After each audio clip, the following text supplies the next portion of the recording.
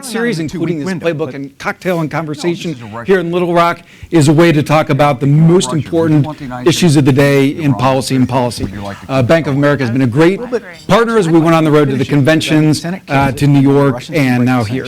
And now I have the great honor of welcoming Vernon Jordan to our stage. Mr. Jordan.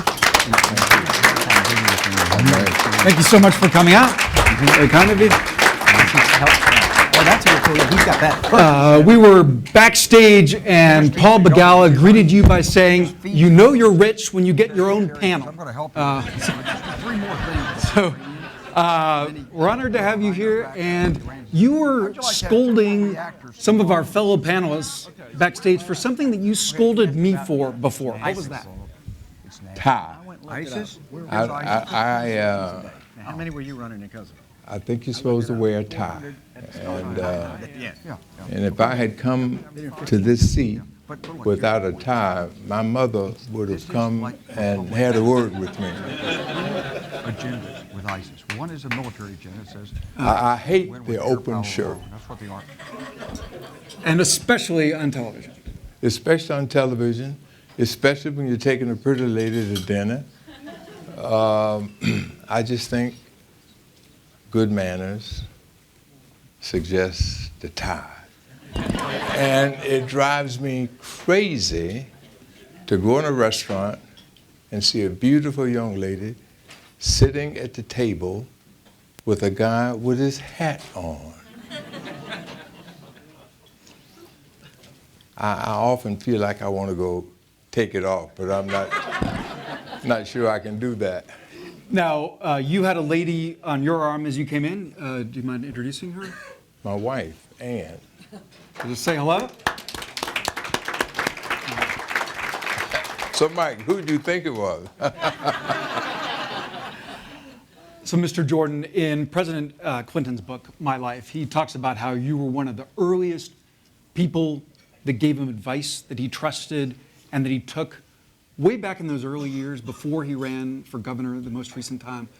What was it that you saw in Bill Clinton? How did you know that he was special, different?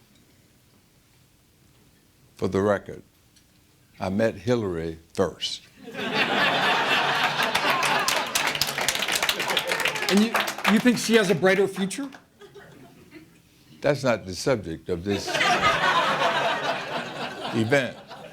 But I met Hillary in 1969, just before she finished college, at a League of Women Voters Conference in Colorado, Fort Collins, Colorado, at Colorado State University. And we met. And then I became head of the Urban League after Whitney Young drowned in Nigeria. And I went to Little Rock to make a speech. And Hillary, whom I had met, brought Bill Clinton to the dinner to hear me speak.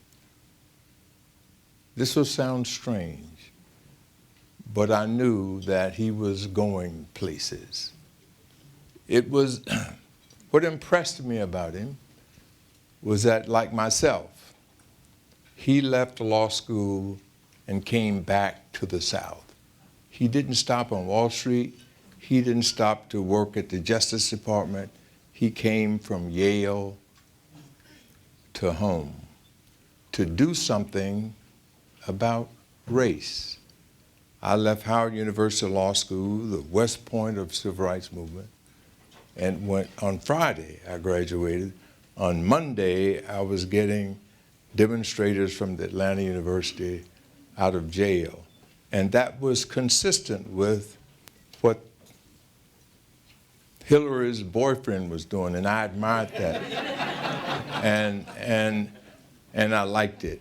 Now, as to his presidential aspirations, I took him in 1991 to the Bilderberg meetings in Baden-Baden, Germany. And Doug Wilder, then the governor of Virginia, was there, and Dianne Feinstein was there. It's about 125 Americans and Europeans discussing American, European issues as it related then to Russia, which was the only thing we worried about at the time.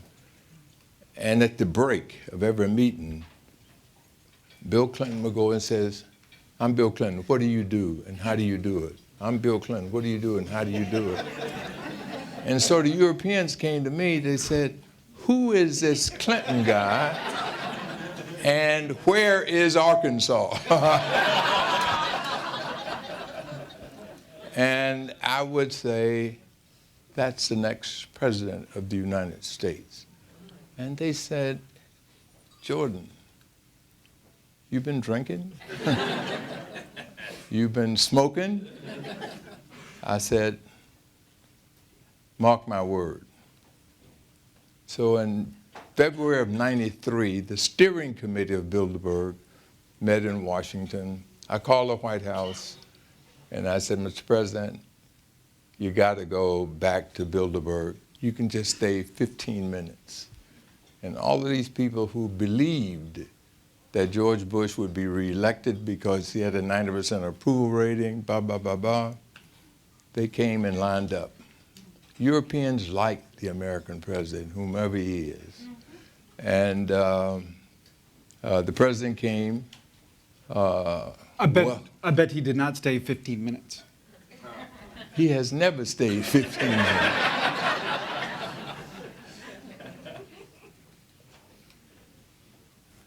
That's the story. Now, something that's very important to you is mentorship. And when you were chairman of the Clinton transition, you had the chance to help a lot of young people get them started. Here on our live stream, there's a lot of young people watching who are going to be working on campaigns in 2016, working on campaigns in the future. If you want to be in the White House, if you want to be Paul Begala, if you want to be Gene Sperling, what's your advice to a young person? Start early.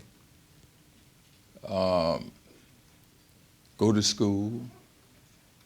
Learn something. Be an intern.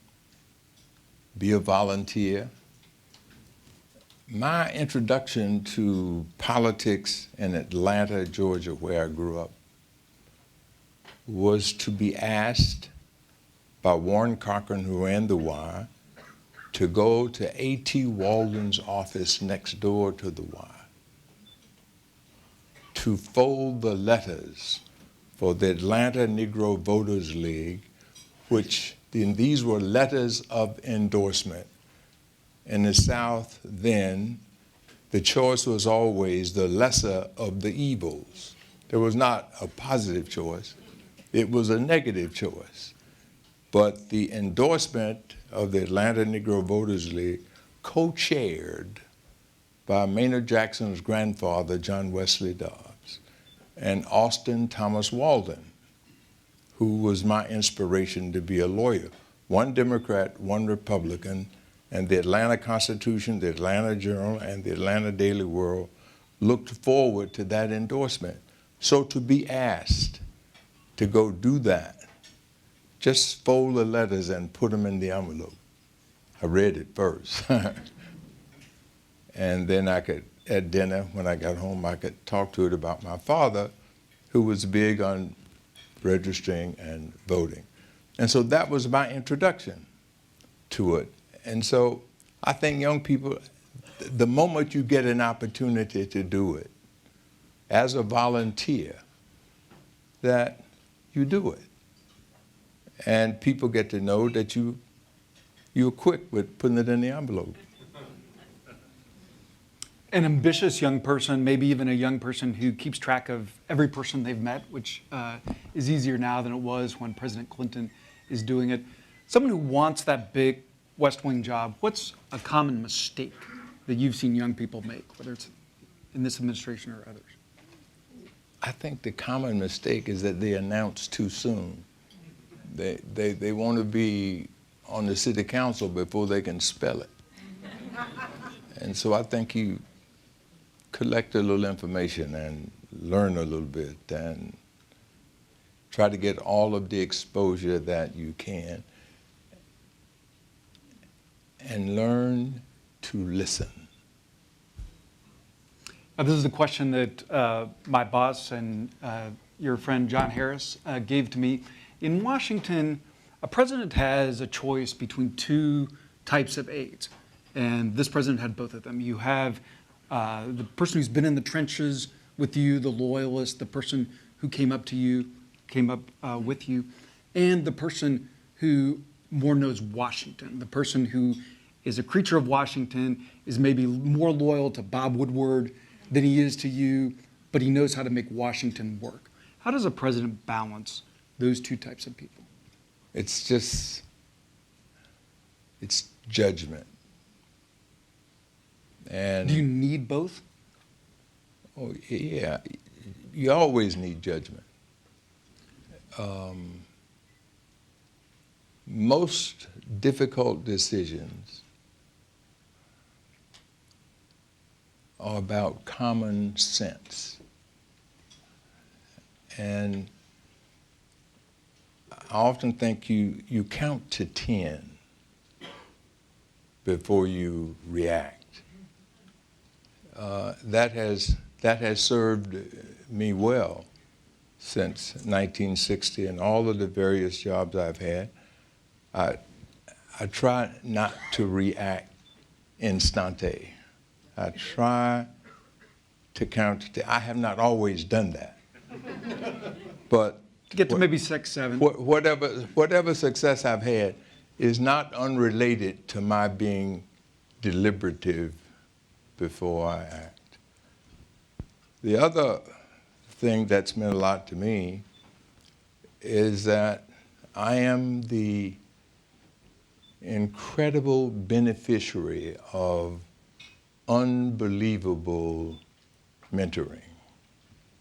When I was Georgia Field Secretary of the NAACP, I would pick up Roy Wilkins at the Atlanta airport and drive him to Macon, Georgia to speak at a mass meeting and drive him back. So here I am at 25 years old with Roy Wilkins, the head of the NAACP, in my car, just the two of us. 2 hours going and coming to, so that's 4 hours. It's like, or it was like a postgraduate course, right? Wiley Branton from Arkansas, Pine Bluff, is a great, incredible mentor of mine. We practiced law here in Arkansas together from Atlanta. And I succeeded him as head of the voter education project of the Southern Regional Council. Whatever I have done since I met Wiley Branton, he gets the credit because I listened to him, I watched him, I engaged him, and he was very helpful to me. Beth over here is giving me the hook, so I'm going to ask you, you wrote a great memoir about your youth, Vernon Can Read. If there's any one memoir that people would love to read of the Clinton administration, it would be yours, and yet you won't write it. Why? I have nothing to say.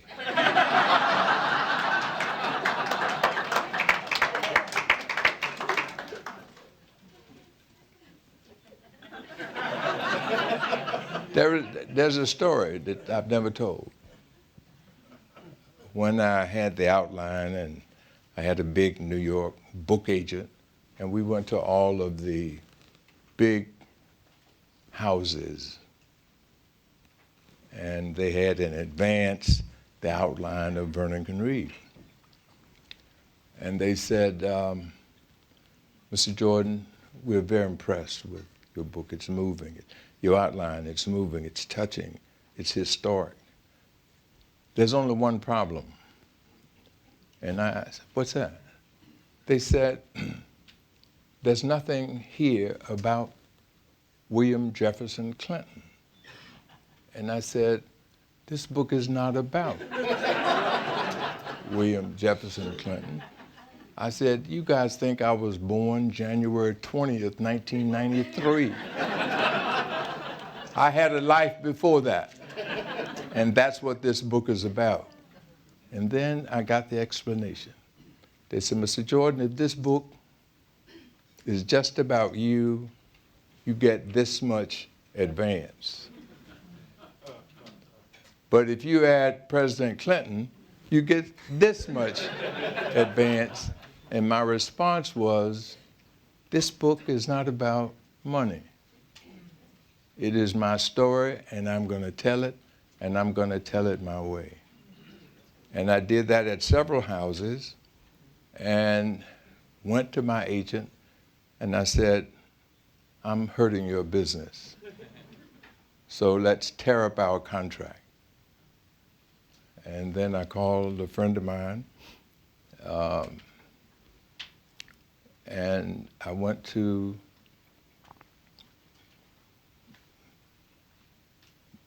I can't think of the name, but I went to a small house that wanted to publish the book that I wanted to write. And we still made the best New York Times bestseller list, the Washington Post bestseller list. And it's a good book.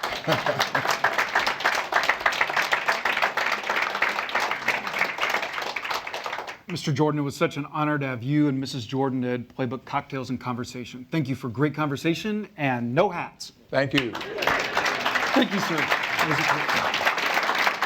Thank you so very much.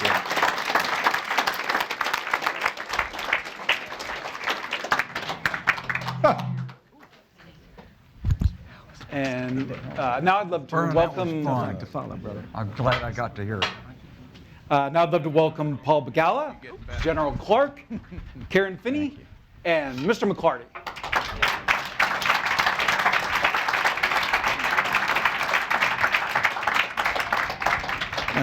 Mr. Begala, I'm going to show you a photo, and I want you to tell us Oh my God, a mugshot. yeah. what's in the photo. This is a photo of Bob Borston, myself, and George Stephanopoulos. And we're doing the see no evil, hear no evil, speak no evil sign, which we basically honored in the absence through that campaign. We did a lot of evil back then, but we survived.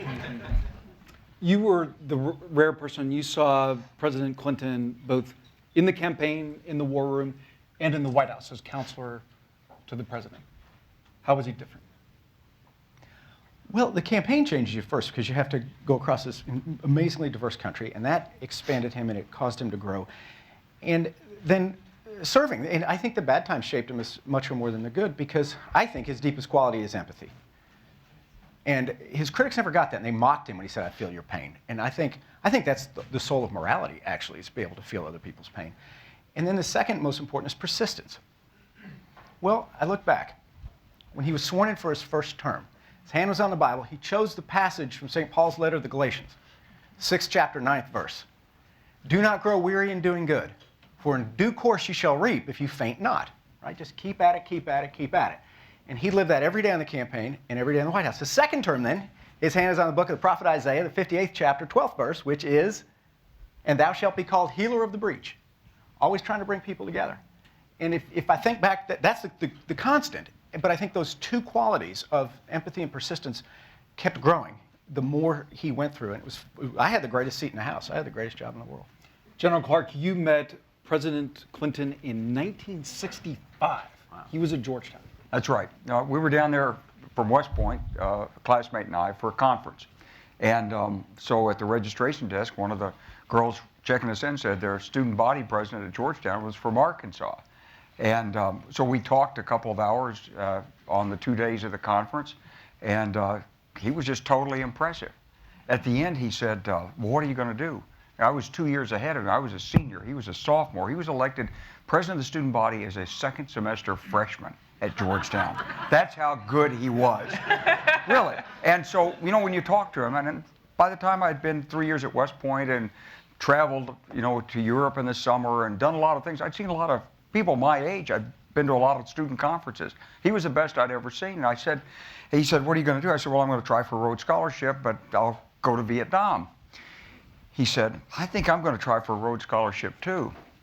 And so I said, well, you know, you've shown interest in the country. You're talking about foreign policy and domestic policy and everything. I said, have you ever thought about politics?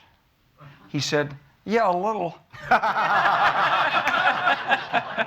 Karen Finney, you worked in the White House for the president in presidential scheduling and for the First Lady. What did you learn about how this president, this First Lady, ran their White House, ran their lives that has affected how you have taught other young people, how you've run your organizations, including the DNC, where you later were? I think a couple of things. I mean, most importantly, I was about 25 years old when we entered the White House. And to be a young woman who was raised pretty much by a single mother and surrounded by so many smart people, but so many smart women in particular, both on Secretary Clinton's staff, but on the president's staff as well, was an incredible opportunity. And it taught me confidence. And there was a woman named Evelyn Lieberman who was notorious for walking around. She would walk around, and if your skirt was too short or she thought your outfit was inappropriate, she would say, "Hiya, go home." She would send you home to change your clothes. But the other thing that she taught me that I always try to tell young women is, you know, you would go, and our chief of staff's thing was, if you have a problem, come with 3 ideas for a solution. So you would come and say, and you know, women tend to let their voice go up at the end, and she would always say, "Are you asking me or telling me?" Every single time. And you learn to train yourself not to do that, and it makes you just feel more confident and sound more confident. So I would say that is definitely something I learned. On the Hillary side, leaking is bad. Don't leak. Did you find out the hard way? I did not. Let me tell you, the very first day of the administration, we gathered our little First Lady team, and it was made very clear that anyone who leaked would be punished accordingly. It was a little different on the president's side from time to time, I would say. But I would say the other thing on working for Hillary was amazing, and working for the president, obviously, also just an incredible opportunity. And again, just being surrounded by so many smart people and being encouraged as a young person to give your thoughts and your ideas and your opinion. I mean, you know, I can remember sitting in like the White House Situation Room prepping for the president's trip to Africa. And, you know, I'm like 30 at this point, and I'm explaining to Sandy Berger and all these people like what I think should happen, and then you're telling the president, here's where I think you should go. So really trusting younger people. Don't be afraid if you have ideas, if you disagree, know why you disagree, but being in an environment where you're able to do that. Mr. McCarty, you were the first FOB. You now split your time between Washington and Little Rock, but you still have a family home here in Little Rock and in Hope. in a place called Hope. That's right. And proud of it. So you're still the connection to Hope. What is Hope like now? Hope, when I was growing up, was a Norman Rockwell existence. It was a wonderful place to grow up, and you had values and examples to follow, beginning with your parents, but so many other leaders. I think like America, you know, the landscape has changed with technology and travel and all of that. So it's a different place, not necessarily better or worse, but it's different. The world's different, as Secretary Clinton said today. It's changing at a dramatic pace. Mr. Begala, you served both on a campaign and in the White House. How is it different for a trusted advisor on the outside versus the inside? That's all the difference in the world. First off, there's a difference in campaigning. Governing, Governor Cuomo, the senior, Mario said it most famously, you campaign in poetry and you govern in prose. But also in a campaign, everything is what you say. It's everything. The message is everything in a campaign. In the government, stuff happens. I would use a different word, but my wife is here. We've only been married 25 years. She has no idea I swear. But I got a story for her. Stuff happens every day. Well, to put, you're saying it in a nice way, to put a little finer point on it, this is the president in my life. He said that you and others from the campaign were afraid I was sacrificing everything I believed in under the influence of people who weren't part of our campaign and didn't care about the ordinary Americans who elected me. There was an enormous tension between the ideal and the practical. And I think he resolved that wonderfully. But yes, and he encouraged that. That's the thing. He is truly for affirmative action in every kind, lots of different ideas. And then he would put us all in a room, and our friend Mr. Woodward chronicled how messy it was. But all So of you're us, the one. Oh, sure. And others. I talked to Bob for that book, and I'm not like thrilled that I did, but it's there. Wait, why does everybody talk to Bob? I can't speak for everybody, but Smart. first off, he is the preeminent journalist of our time, and you have to give him his due. And second, he just seemed to already have everything. It got so bad that Sperling would take these memos. When the President of the United States sees a memo, it gets stamped. The President has seen. Gino was taking memos stamped, Bob Woodward has seen. Just to hope that we wouldn't, right? So you kind of have to. But the thing about that book that it chronicles all the mess, but what it doesn't chronicle is the result that from really tough clashes of really differing views, from like really idealistic campaign people who, like me, very naively thought, well, you just take all your campaign promises and you enact them in law. Well, then it turns out like there's a whole other party, and there's two other branches of government, and then there's the business community, and there's labor. And his ability to resolve all that, I loved it though. And I just learned so much by his insistence that we all fight it out and reconcile, rather than simply saying, he always used to say this, beware of anybody who believes they're in sole possession of the truth. And I have that problem in spades. I think it's one of the reasons he kept saying it to me. Seriously, because a healthy skepticism is the most important thing you can have in government. Mike McClarty, you were both counselor to the president, chief of staff to the president. You came to Washington as an outsider. Now you're very much an insider. What would you say about the sociology of Washington? How do you feel about how Washington is now? Well, how long do we have, Mike? Well, I wasn't exactly an outsider because I had traveled there for probably 20 years, both on the Democratic National Committee with Ambassador Strauss, who was chairman at that time, who responded easily to either ambassador or chairman, I might add.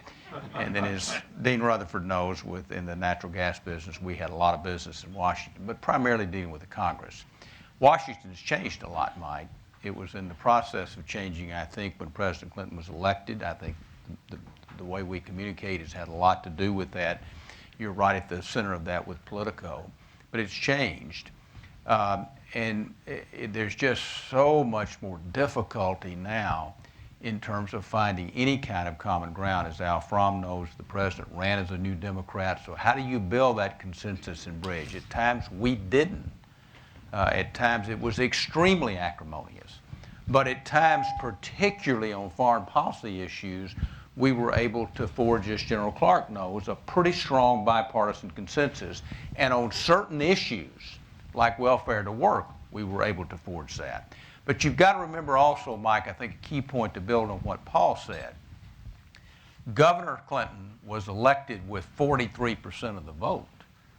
Ross Perot got 19%. President Bush, of course, got the remaining balance. But what that signified to me is over 60% of the country, almost 2/3, had voted for change. Not radical change, but significant change of direction.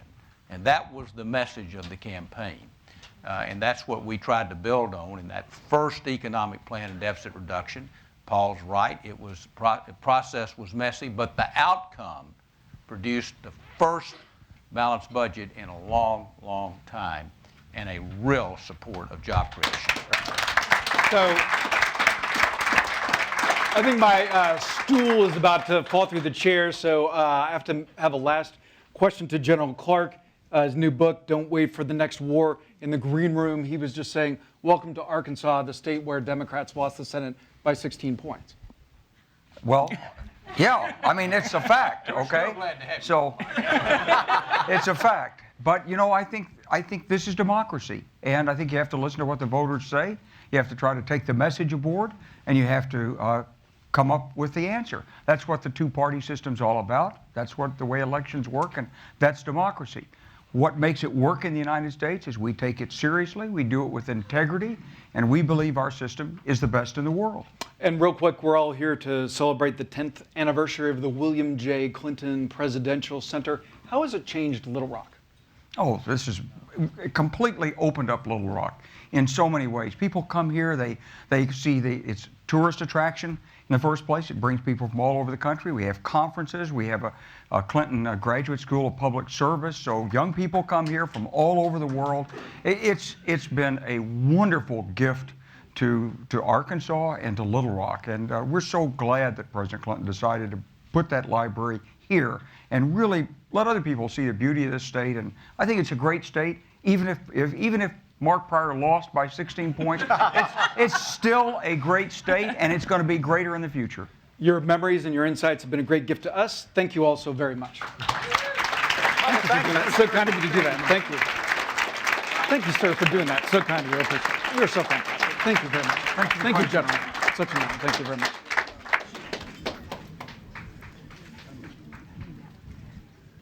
And now I'd love to welcome up Don Baer, Gene Sperling, and Bruce Reed. Good job, buddy. Thanks. I have a prop. Don Baer, you have a prop, so you go first. Well, no, my prop is, well, okay, I'll start with the prop.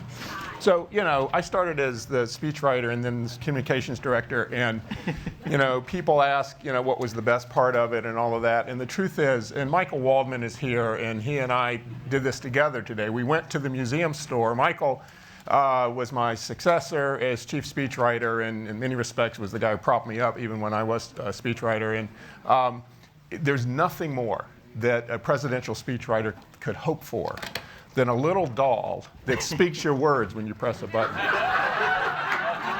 Right? So these are actually for sale. Skip, you don't mind my mentioning this. At the museum store. Those aren't your words. No, these are not. These are actually Bruce Reed's words. And what does it say? It's like 30 different quotes. I don't know. It does say the era of big government is over. Bruce Reed. Also, by the way, it looks like Ronald Reagan. Bruce Reed, you were there at the beginning. You and Gene sharing common, you were there for all 8 years. The president writes in My Life that on the eve of the inauguration, the night before he was sworn in, he stayed up late, big surprise to everyone in this room, stayed up late at Blair House, and you were there. What was it like? Well, we had so many great all-nighters in the Clinton. That was the last happy one. So I have to tell about another one. Gene and I have very fond memories of this hotel because we spent the night together here the day we met. All true so far. It was like that, actually, always. We didn't sleep together exactly because with Gene you don't sleep. We were talking about national service till about 4 a.m.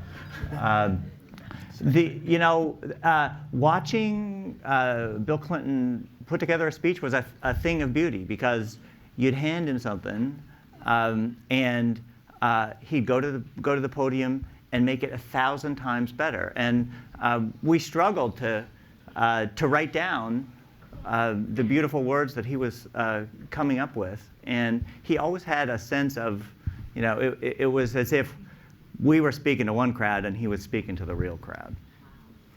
Gene Sperling, you've worked in 2 White Houses, both President Clinton and President Obama.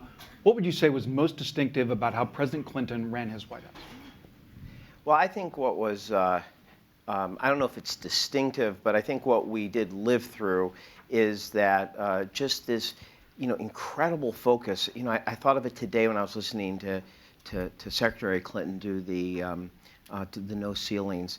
The just incredible focus on policy, the detail, the degree that it impacts people's lives. So if you were a policy wonk like us, you really were in kind of hog heaven, because this was not this was a president where, I can remember sometimes in the debate prep, George and Paul would occasionally try to get Bruce and I out of the room because they thought he would want to keep debating, the policy implications.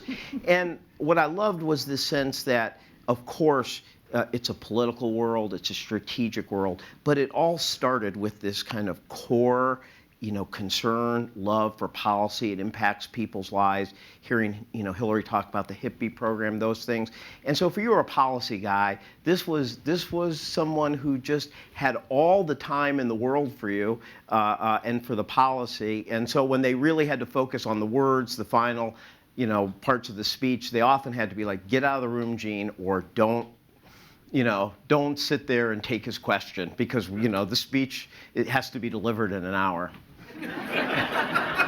But I will say, in terms of the speech writing, you know, just a really precise example was like, it was a great thing during the State of the Union process. We'd go into the theater and he'd stand, and he really would be an ongoing discussion. Would people understand the way these words are? What does this mean to people? And it was a thrill to be part of that back and forth, and he was the best. Michael Waldman, who mentioned here, was chief speechwriter. We spent about 4 months coming up with Save the Surplus for Social Security, which we thought was pretty good. But, he got right up there and he just took the 2 words out, Save Social Security first. And I'm quite sure had he had Michael and I's original phrase, no one would remember it. But he had that feel, but it was an iterative process, and it was a thrill to be part of that. There was one great State of the Union moment when the 3 of us were there at about 2 o'clock in the morning. I think it was in '96, and we were in Michael's office, and we got this directive from the political arm that the speech had to say that the president should challenge fathers to spend more time with their children. And Michael thought this was hilarious. So he called up his wife at 2 a.m. and said, "You got to hear this, Liz." She was not amused. But all of our wives got floor tickets to that State of the Union. Which was the one time that quarter we got to see them, which was great. Don Barry, you had a unique view of this president before you became President Clinton's communications director. You were a journalist. You were an editor at U.S. News and World Report who developed rapport, trust with then candidate Clinton. And when times were bad, you'd go on the campaign trail and he'd talk to you. Right, and that was in '92, and there were, as you can remember, a lot of bad times, and so I got a lot of opportunities to talk to him. I was part of the press corps. I assigned myself, I was an editor and had been a political reporter. I'd covered presidential politics in '88. That's when I met Bruce Reed. He was working for Al Gore at the time, and actually they put me on every candidate who would be out of the race in 3 weeks. And I wasn't because of anything I did, but every time I got on your plane, people would go, "Oh my God, we're out of here." Because I went right through, I covered everyone, including Michael Dukakis, and then my consolation prize was to be a White House correspondent covering the Bush 1 White House, where the big story of the year was that the president was going to ban broccoli from the White House mess. So I thought, this is enough of this. I'll be an editor now. So anyway, I assigned myself that summer of '91, to do a piece on the 2 baby boomer Southerners that I thought might be on a collision course for the Democratic nomination in 1992, Bill Clinton and Al Gore. And then Al Gore decided not to run. And I wanted to do a piece on Bill Clinton, and the one person I knew who might help me get an interview with him was Bruce Reed. And so I went to my old buddy Bruce, and he got me this interview. And then a job. And then a job. I kept going to Bruce. I kept getting it. But so anyway, it was an interesting perspective. It was also interesting because I was brought in as the chief speechwriter in '94 after the first year. And it was because of Mac McLarty and the president and their confidence in me that I was able to do that.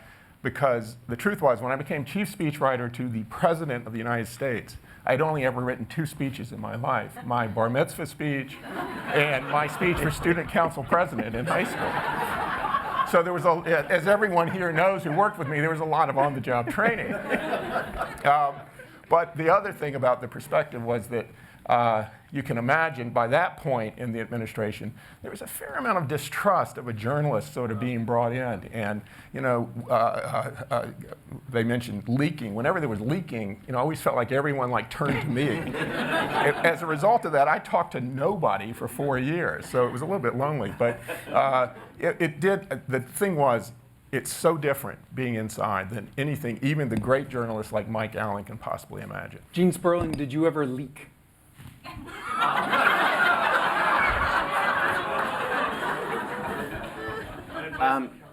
No, because it's not about whether you leak or not in the White House. It's whether it was an authorized leak or not. That's true. No, but part of your strategy in the White House is to at times give things to you may think an article won't make the front page of every major paper, but if you gave it to one reporter and they had it alone, it would put it on the front page, and that might get it on the evening news. That was part of the strategy. So, you don't get in trouble. You're supposed to have a strategy. It's when you do something unauthorized. And I will say, if you want to know something similar about both White Houses, really not liked very much, an unauthorized leak. And it's bad, and it hurts trust, and you're in a small group, and Did you ever do it? No. Bruce Reed, one of the most dramatic single moments of this presidency was a meeting in the cabinet room. The president was deciding whether or not to sign welfare reform. Went around the table. People had different views. Of course, the president did. And you were strongly for it. What did you learn about the president in that moment? I learned that he loved more than anything to hear a whole range of views, that he thought that that was the duty of a president to represent the whole country, and that he would get a better answer if he heard both sides of the argument. And he appreciated it more than anything if you'd tell him where you disagreed. Gene Sperling, what would you say that this president, President Clinton did that was different from your current boss, your most recent boss? What was his approach to life, his approach to the job? Seems like they were trying to get us out of the room in both administrations. You think so? I think so. That's a great question to ask me, on the record while the other president is still there. You can use Vernon Jordan's approach and just say, I have nothing to say. I usually say that, when I came in, Rahm said to me, Gene, everybody's going to always ask you to compare Clinton and Obama, so just don't do it. Just say, you don't talk about whether you love mom or dad more. But then I found people would ask me, but which one's mom and which one's dad? So I had to. Thank you so much for a great conversation. Very kind of you to do. Thank you, Bruce, for doing that. Gene, thank you so much for doing that. And take your pride.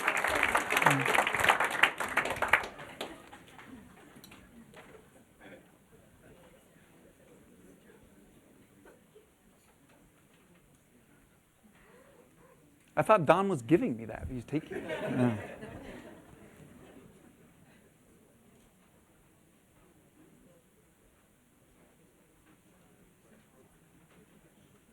On that rainy day 10 years ago when so many of us were here dedicating the William J. Clinton Presidential Center, President Bush was speaking, and there was a line in President Bush's remarks at the dedication I wanted to share with you. He says, "The story that began in a little house on Hervey Street in Hope, Arkansas, is the kind of story that inspires people from every background all over America.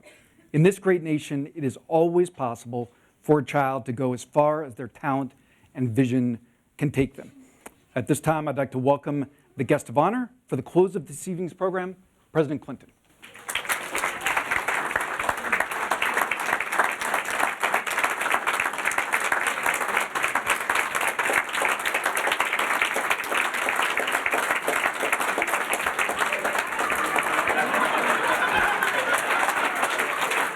President Clinton, welcome to Playbook Cocktails. I thought I'd live up to my reputation for being slick. Just ease in behind you. First, this was fun for me. I got to see quite a bit of it backstage. I want to thank you, Mike and Politico, for doing this. Yesterday we had a more sedate version of this that ran all day, where we had people from the Miller Center who did all these oral histories on panels with members of the administration, interviewed by someone who covered me when I was president. And then after they talked to people from the Miller Center, would offload all the oral histories they read to fill in the blanks. So blessedly, you got free of memory and got right into this stuff. I think first I want to say I don't think anybody could have watched these panels without realizing how incredibly lucky I was to have such good people. And I did, as Bruce said, encourage disagreement. I brought all the younger people into the office in either the first or second week, and I said, look, if anybody ever comes into this office and tells me what you have decided in advance you think I want to hear, you might as well all go home and let me run this place with a computer. Because nobody's going to be right all the time, and you will never be dismissed, demoted, sidelined, silenced for disagreeing with me. And I think everybody knew that was the way it worked. And I said, now, if once we make a decision, if you can't go along with it, then the honorable thing to do is to resign. And if you do that, I will brag on you. And we did have 2 or 3 people resign over welfare reform. And I issued glowing statements about them and their service and their conviction. And I said, you know, they may be right. And one of the most moving things that's happened to me since I left office that has nothing to do with what I do now is going to the Kennedy School at David Elwood's invitation. And before we started the program to discuss what we were there to discuss, he said, I want to say something. I thought he was dead wrong on the welfare reform thing. And now I think he was right. It did more good than harm by a good long ways. And he explained how, because we had 20,000 companies that were hiring people off welfare, 1 million people, and because we got more money for training and education and housing and transportation, and because I vetoed the bills that wanted to block grant food stamps and medical care, the people who moved from welfare to work were actually slightly less likely to lose their jobs than the population as a whole in the brief recession in 2001. So the most important thing I can say is this is a team effort, and if you have a good team, and people will have to leave, they'll get tired, or they'll have a family emergency, or they'll get a good other job.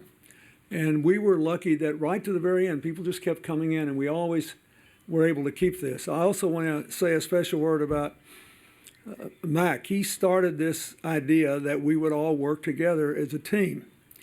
And I had 4 chiefs of staff, each of whom was particularly well suited to do what they did when they came. That was also exceedingly fortunate. But I was, by coincidence, with Bob Rubin a couple of days ago in Arizona, and he told this group of, I think, overwhelmingly Republican people we were talking to that it was the best decision-making process he was ever involved in, because we didn't pretend that complex things were simple, and we started with a set of objectives and we worked to get it. So I'm grateful for that. And the only things I would like to say is about what happened. And we tried to run our campaign on that. Paul Begala was heavily involved in the campaign as well as in the administration, and he got me to go out there and say I was a comeback kid, and then somebody pointed out I finished second. Rained on my parade. You know, you guys were always raining on my parade. But anyway. And I said, yeah, I did. I finished second. But they thought I was going to finish in single digits. And my opponent, Senator Tsongas, lives 5 miles from the New Hampshire border. And so he beat the living daylights out of me in the first 10 miles of New Hampshire, after which I won. So I said, I did finish second. Let's see how he does when we get to Memphis. As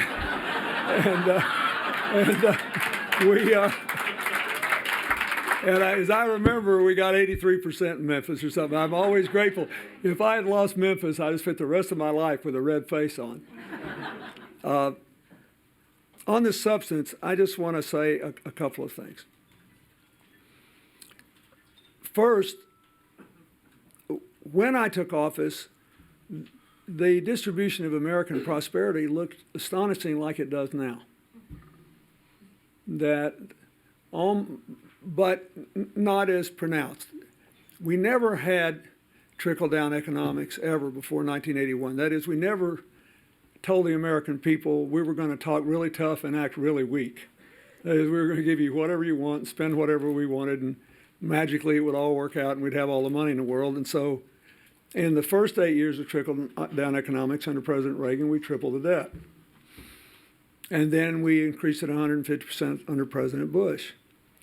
Then he signed a bill engineered by Leon Panetta as the budget chairman of the House to go back to pay-as-you-go, and I think it raised the gas tax a nickel or something.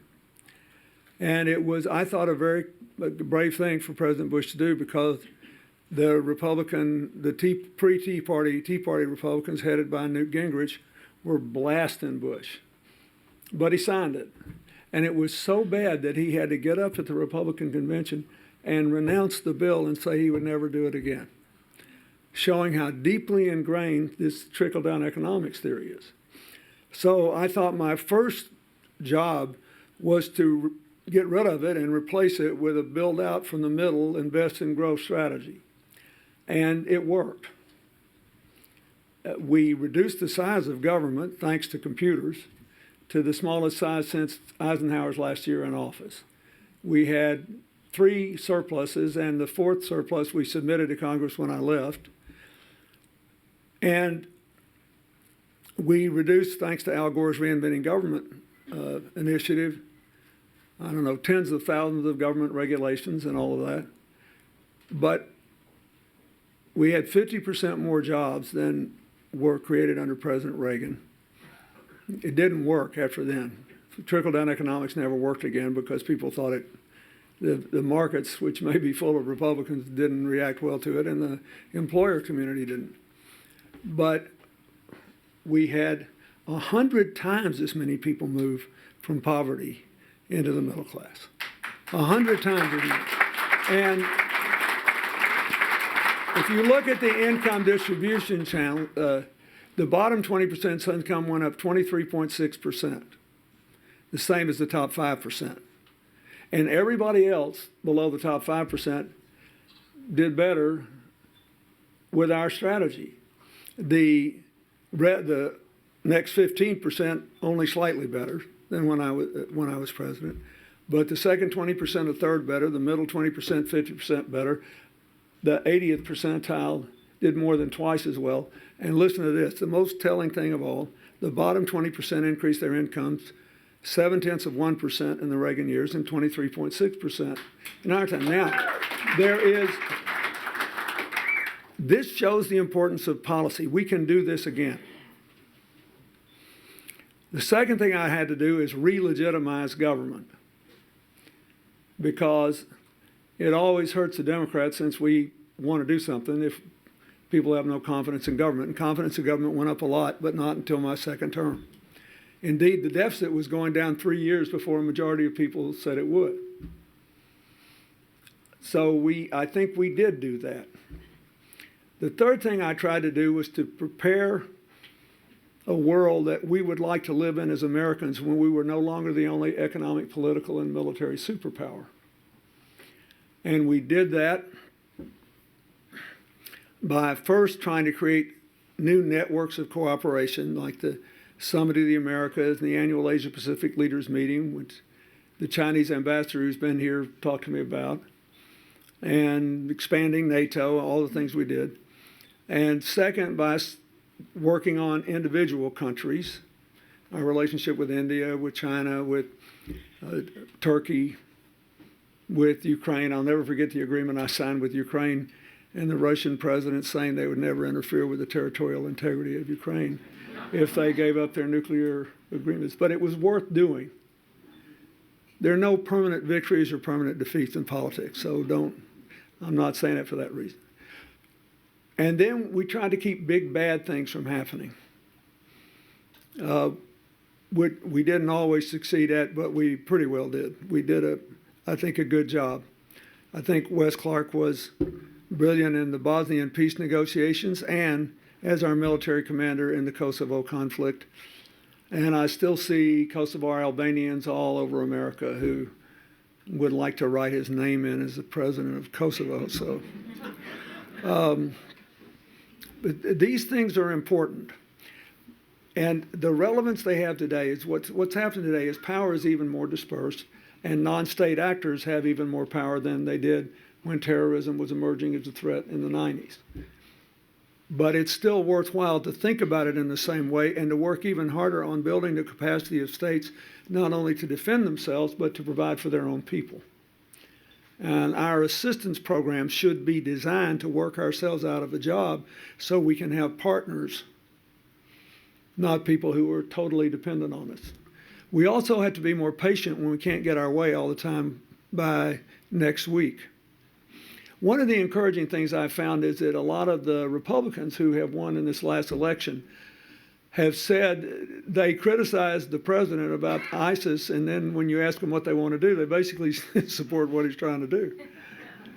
The reason is they've been really honest in saying this is not going to be an instantaneous deal. We got to be prepared to pay the price of time here. We've got to be, this is going to be a grinded out deal. We're going to win some, we're going to lose some. We got to believe in the history. We're going to be all right.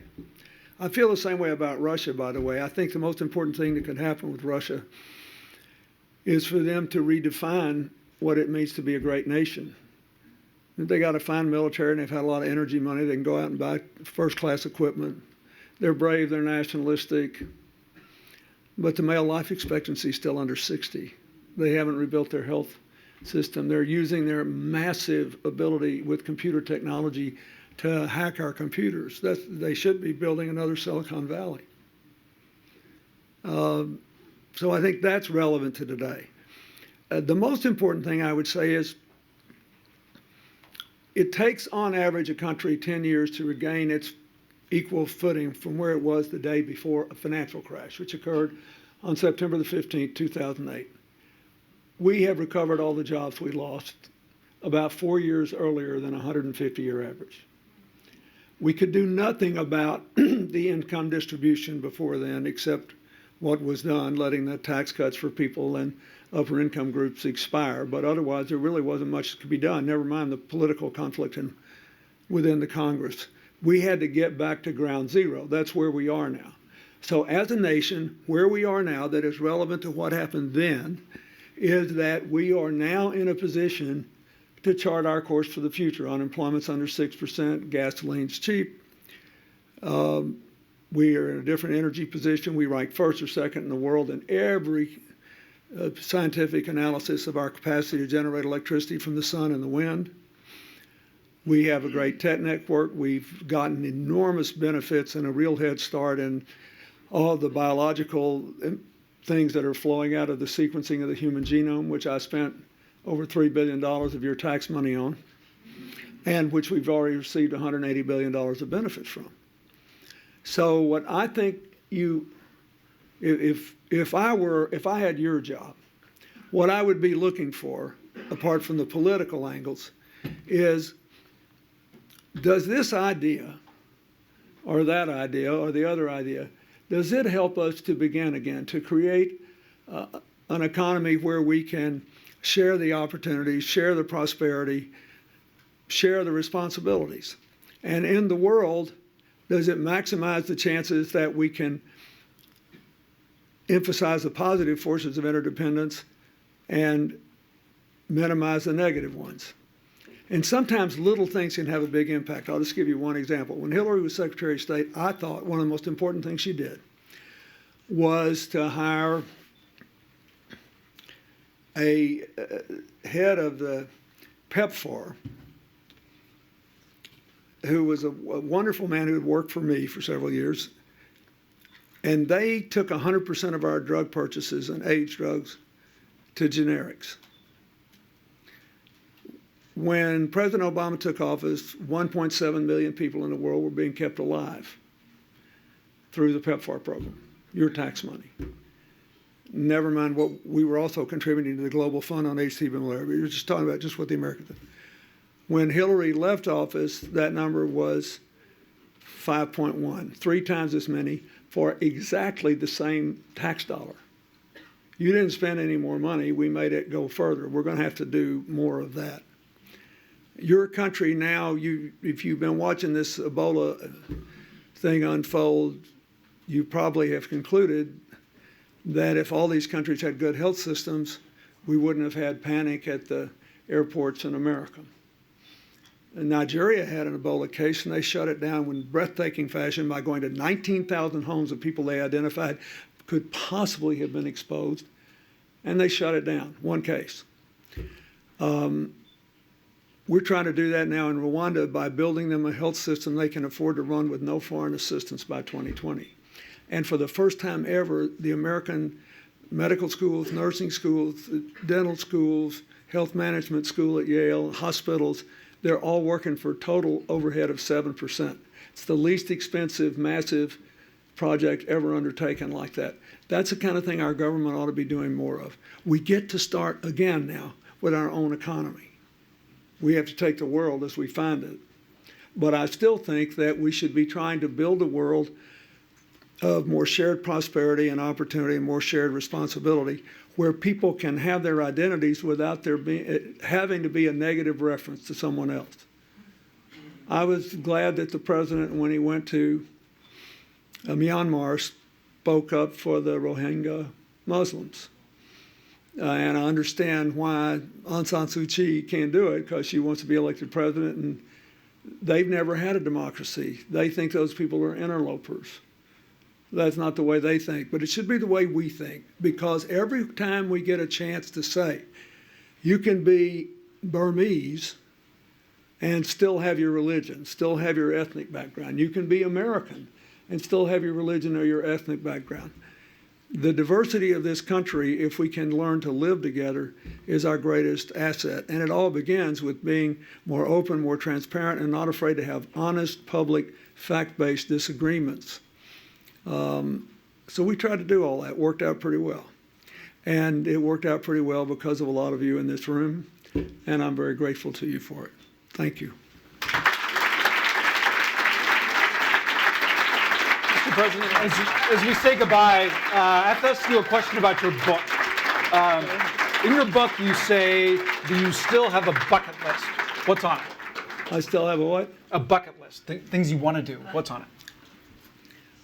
I would like to ride a horse across the Gobi Desert to the place where people think Genghis Khan is buried in Mongolia.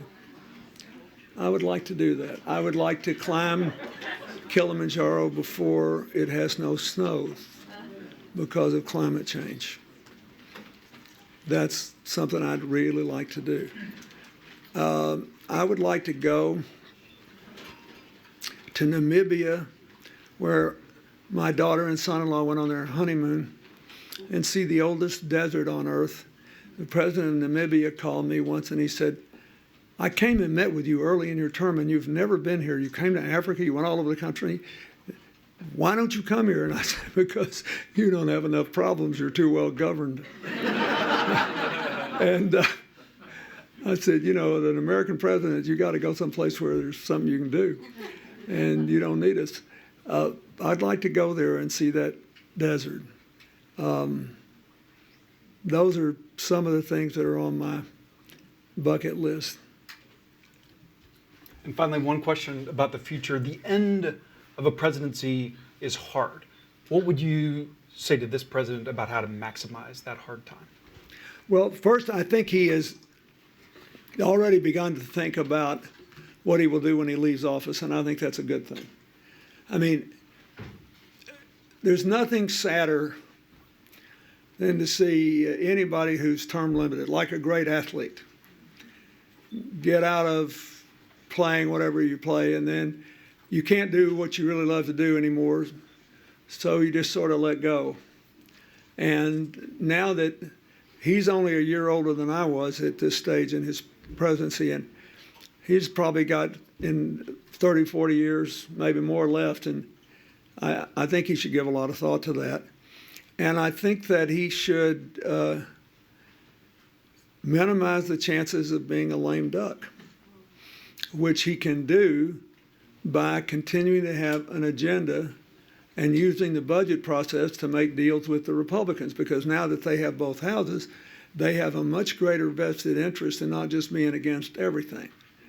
All they did was do to him for 6 years what they did to me for 4, because they didn't quite complete the circuit of winning the Congress back in 2010, because they ran too many people who were too forthright about their political views for for Senate seats.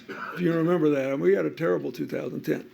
Okay, so once you get the budget process, you acquire certain responsibilities. So I hope he can pass immigration reform now, and I think he can. I hope he can pass a tax reform measure and get some of that money back overseas and put it into an infrastructure bank. There are 5 or 6 other things I think he could do. And I hope that his people will keep coming up with new things. We work 6 months out of every year on the State of the Union address. A lot of people here were involved in that. And the whole idea was, I didn't want anybody who worked for me to ever have to get up in the morning and wonder what they were going to do when they got to the office.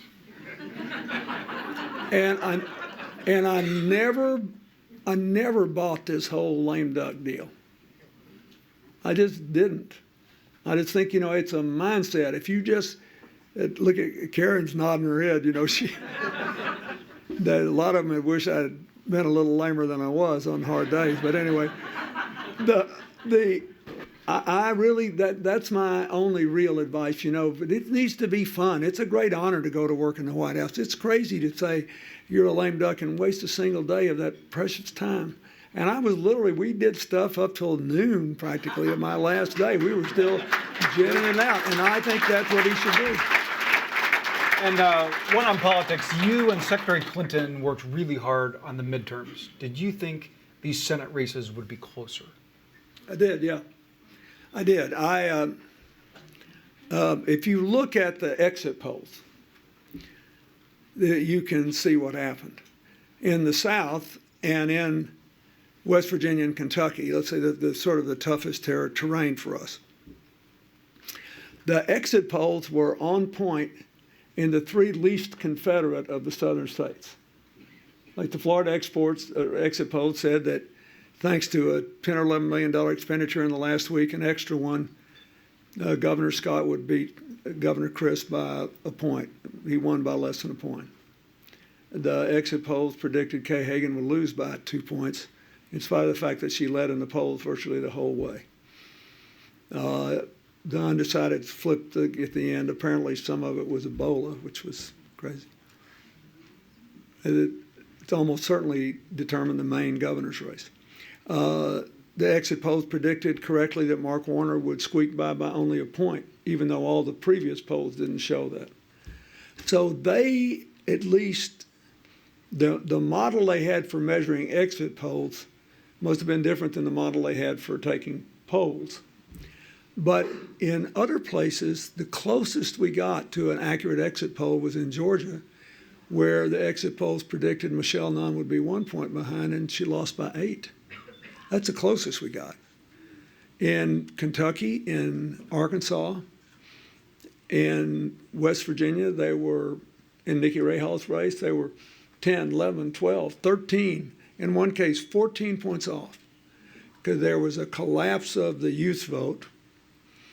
The African American vote held fairly steady and was remarkable given we had a little bit of a loss of the Hispanic vote, perhaps because the president didn't issue the immigration order, but it was a tough call for him, because had he done so, then a lot of the others would have lost by even more. It was a difficult call. And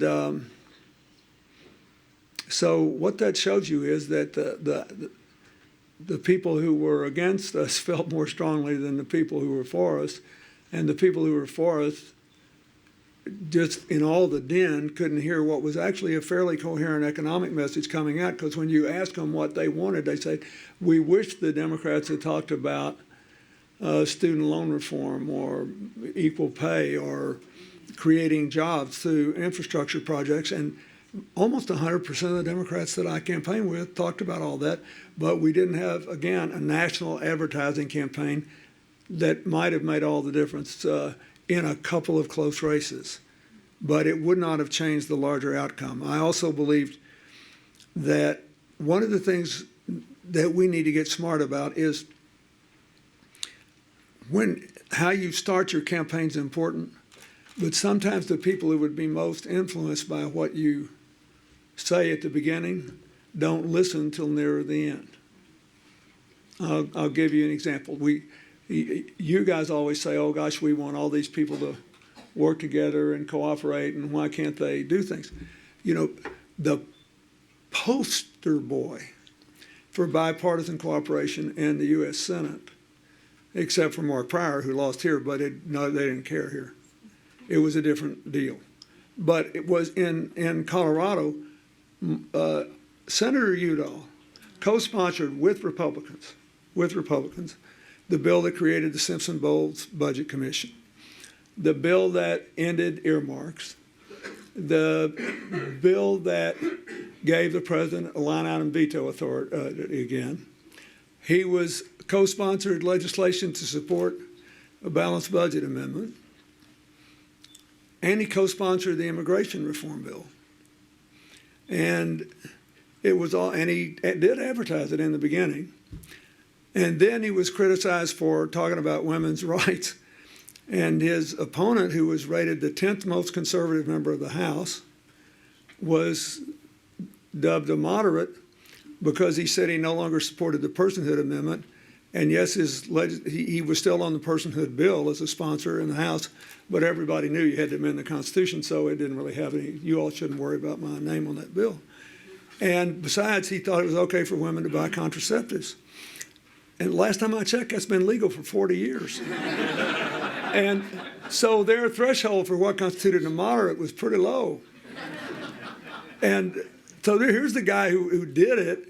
And I think the people who really cared about that were the undecided voters at the end. And it might have worked better if whatever he said in the beginning, I never saw the ads or anything, would have been run heavy at the end. There are a lot of things that we need to know that we don't about the difference between people who decide in the last week and people who got their mind made up early.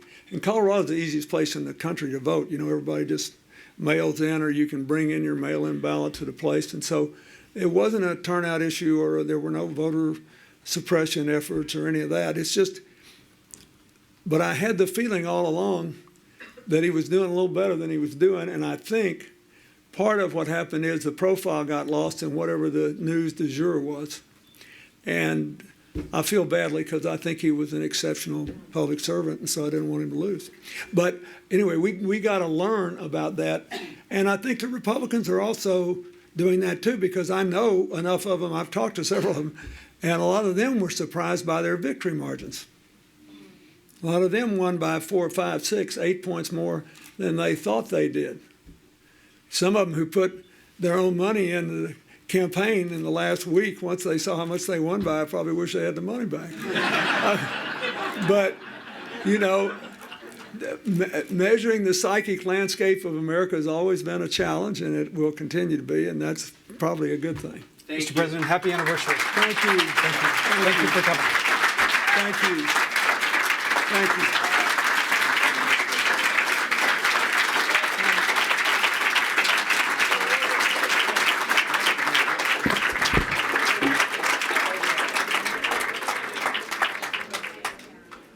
I want to thank all of you in live stream land who are watching. Thank all of you who came out.